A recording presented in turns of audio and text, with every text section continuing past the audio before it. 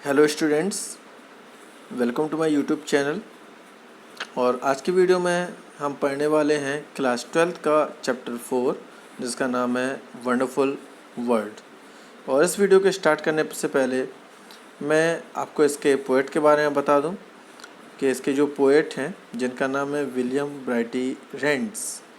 Okay, तो William variety Reigns की हम बात करते हैं तो William variety Reigns was a British writer and one of the major author of nursery rhymes of the Victorian era।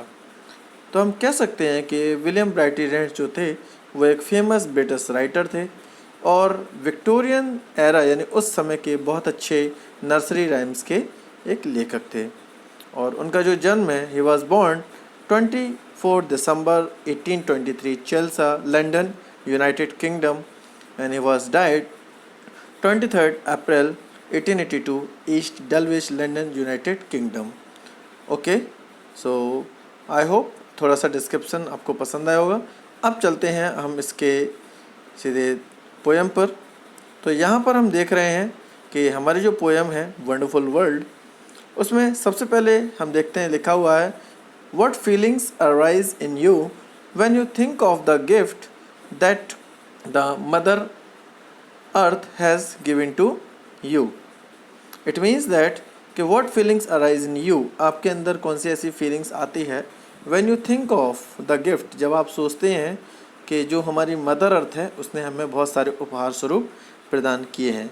और यहाँ उसका गिफ्ट से तात्पर्य है कि हमारे प्रकृति में जो भी चीज़ें हैं जैसे कि माउंटेन्स, रिवर्स, फॉरेस्ट, ठीक है, तो ये सभी चीज़ें क्या है हमारे लिए एक नेचर के गिफ्ट हैं।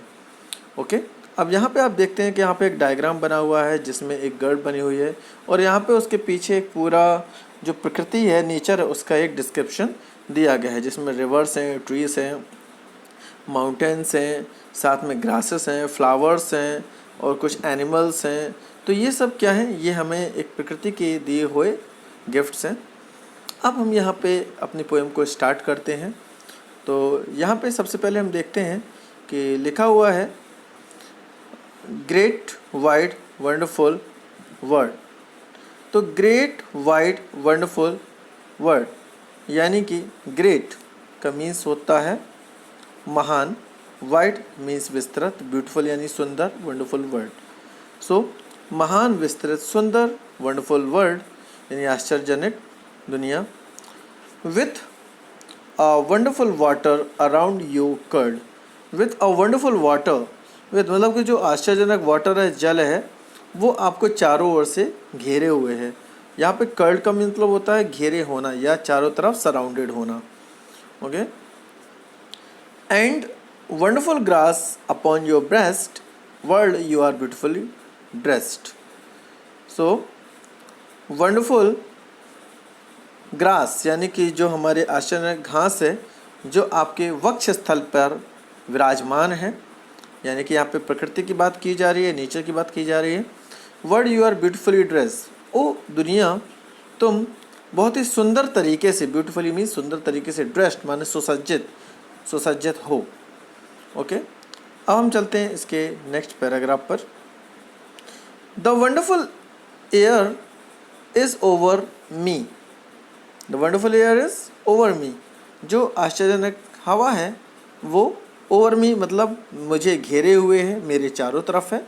And the wonderful wind is shaking the tree, और जो हमारी वंडरफुल विंड है ये क्या कर रही है, ये जो वृक्ष हैं, ट्रीज हैं, इनको शेक कर रही है। शेकिंग मतलब होता है हिलाना, हिला रही है ये। And the walks it walks on water and the whirls the mills, यह पानियों पर, जल पर चलती है, वॉक करती है। एंड वर्ल्स द मिल्स, और ये जो मिल्स होती है अर्थात पवन चक्की होती है उसको वर्ल्स, वर्ल्स का मतलब होता है घुमाना, उसको घुमाती है। And it talk to itself on the top of the hills, और इट टॉक, टॉक का अर्थ होता है बात करना, इट सेल्फ मतलब अपने आप से, टॉप ऑफ द हिल्स यानी पहाड़ों की ऊंचाइयों पर, यानी कि हम कह सकते हैं और ये पहाड़ों की ऊंचाइयों पर अपने आप से ही बात करती है। Okay, now we look at the next paragraph. In the next paragraph, you friendly earth, how far do you go? हे मित्रवत पृथ्वी, how far do you go, तुम कितनी दूर तक जाती हो? फार मीन्स होता है दूर और गो मीन्स जाना। With a wheat fields that node and the reverse that flows, with the wheat fields, और जो वीट का अर्थ होता है अनाज और फील्ड्स माने होते हैं जो खेत होते हैं। दैट नोड, नोड का मतलब होता है सर झुकाकर प्रणाम करना। तो यहाँ पर हम देखते हैं कि जब हवा चलती है तो जो अनाज के खेत वगैरह होते हैं वो एक तरफ हवा की तरफ झुकने लगते हैं, जिस तरफ हवा चलती है उस साइड झुकने लगते हैं। तो यहाँ पर कवि के कहने का अर्थ ये है कि वो उसको, प्रकृति को प्रणाम करते हैं। And the reverse that flow, और जो नदियाँ तुम पर चलती हैं, जो नदियाँ फ्लो होती हैं, बहती हैं। With cities and gardens and cliffs and isles, और जो तुम्हारे ऊपर बसे हुए शहर हैं, गार्डन्स हैं, क्लिफ्स यानी होती हैं चट्टानें हैं, और आइजल्स का मतलब होता है द्वीप हैं। यानी कि सब चीज़ जो प्रकृति है उस पर ही बसे हुए हैं, ठीक है। और मनुष्य क्या करता है, इस पर शहर बनाता है, गार्डन्स बनाता है। क्लिफ्स यानी चट्टानें जो हैं, है ना, वो भी हैं प्रकृति की दी हुई हैं, और आइजल्स यानी कि जो द्वीप हैं वो भी हमें प्रकृति की दी हुई हैं। And the people upon you for the 1000 of miles, और यहाँ पर वो कहना चाहता है and the people upon for you 1000, हज़ारों की तादाद में जो लोग हैं, ठीक है, जो चारों तरफ फैले हुए हैं, वो भी तुम पर निवास करते हैं। You are so great and I am so small, I tremble to think of you world at all.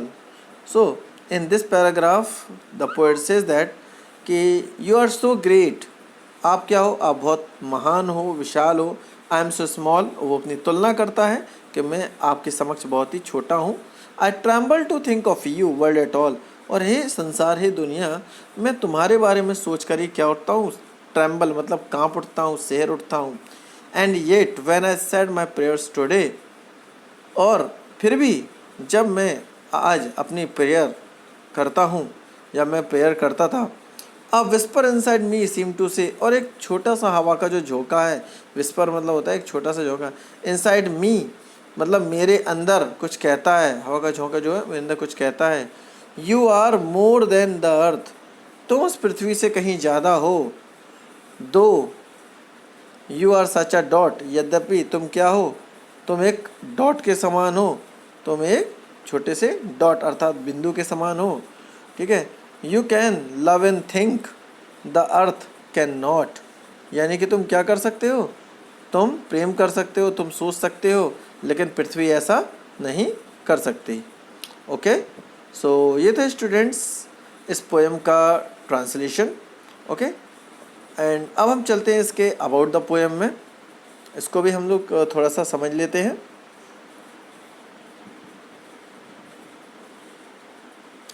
This beautiful poem describing the world, a man's position in it. अब ये जो हमारी सुंदर पोएम है ये पृथ्वी पर यानी कि दुनिया पर मनुष्य की जो पोजीशन स्थिति उसका वर्णन करती है। It is a pleasure to read, और इसको पढ़ना वास्तव में आनंददायक है, वास्तव में बहुत ही प्रसन्नतापूर्वक है। The world is Indeed beautiful, और हमारी जो दुनिया है वास्तव में ब्यूटीफुल है, सुंदर है। With ocean, covered with ocean and greenery, और ये बहुत ही ओशंस यानी कि समुद्रों से, हरियाली से घिरी हुई है। द एयर इज़ एवरीवेयर, और जो हवा है, वायु है, वो हर जगह है।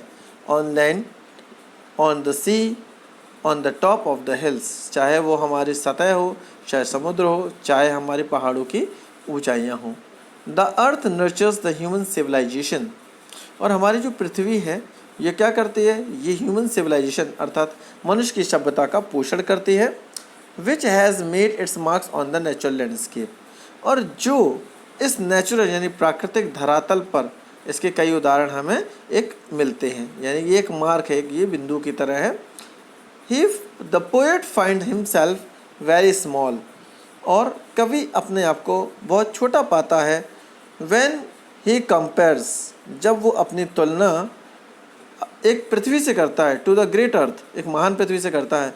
बट ही नोज़, लेकिन वो जानता है, that he is the finest creature on the earth, the only one can who love and think, वो पृथ्वी पर एकमात्र ऐसा प्राणी है जो प्रेम कर सकता है, जो सोच सकता है। तो ओके स्टूडेंट्स, आई होप ये जो आपको पोएम है ये आपको समझ में आई होगी, और अगर इस पोएम में आपको कोई भी डाउट्स है तो आप मुझे नीचे राइट कर सकते हैं, कमेंट कर सकते हैं। ओके, तो आज की वीडियो में बस इतना ही। Okay, thank you.